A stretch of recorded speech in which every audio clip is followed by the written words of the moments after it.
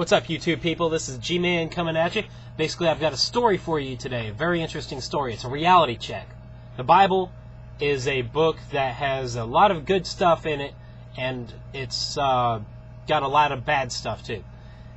And what I'm going to read to y'all today is going to be a reality check for those of you who thinks that the Bible should be a book of spice, sugar, and everything nice and all that. Glitter and glamour. It's not really.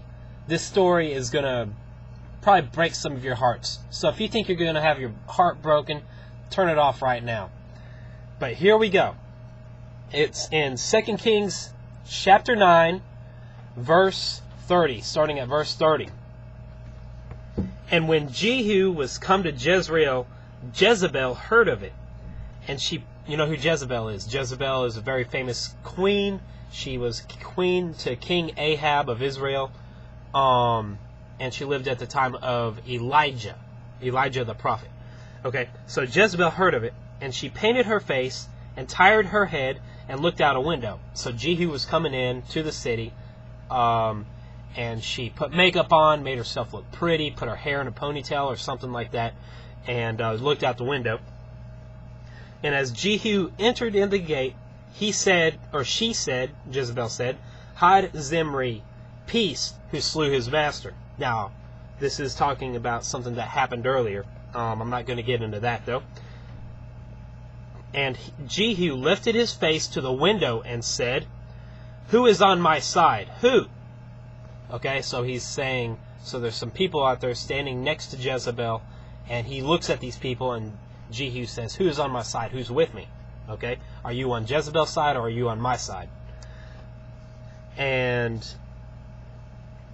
who is who?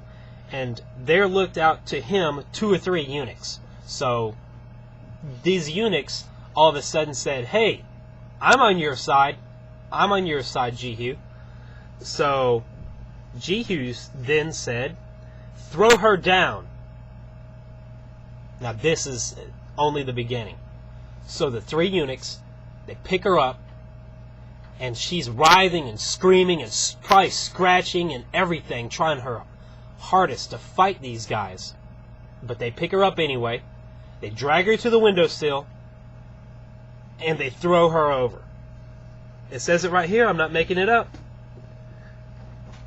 So they threw her down, and they were so high up. Okay, they were high enough up where some of her blood was sprinkled on the wall and on horses.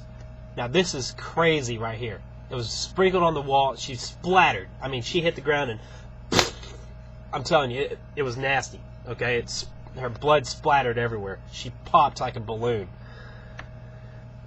So anyways, her blood was sprinkled on the wall and on the horses. And then, now this is where it gets worse, Jehu, riding on his chariot, trode her underfoot. That's what the book says here. Trode her. That means with his horses and his chariot, ran over her body. Okay? Hoofs punching into her brain. Hoofs just trampling her. The wheels of the chariot leaving tread marks on her. Nasty. Then, and when he was come in, okay, now get this, okay, Jehu didn't worry about it one bit. Immediately after he trampled Jezebel's body, he did eat and drink. Okay, he ate. He stopped to eat some food. Now isn't that just wild? Isn't that just wild? After he did this incredible thing, he stopped for a while. He ate, he drank. He didn't even give it a second thought. He didn't care. And he trode her underfoot.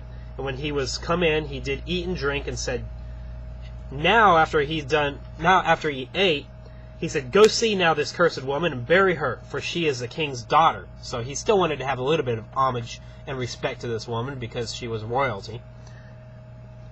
And they went to bury her, but they found no more of her than the skull and the feet and the palms of her hands.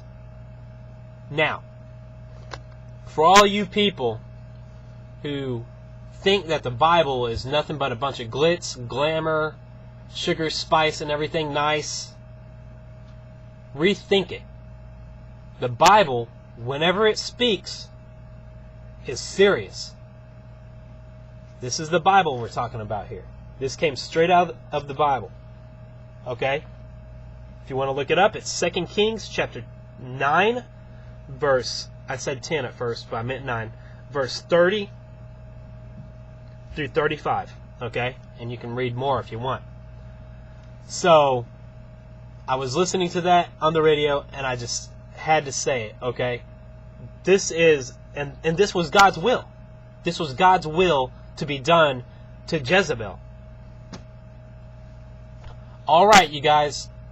That's all I got to say for today. So, let's see what kind of comments y'all have for this.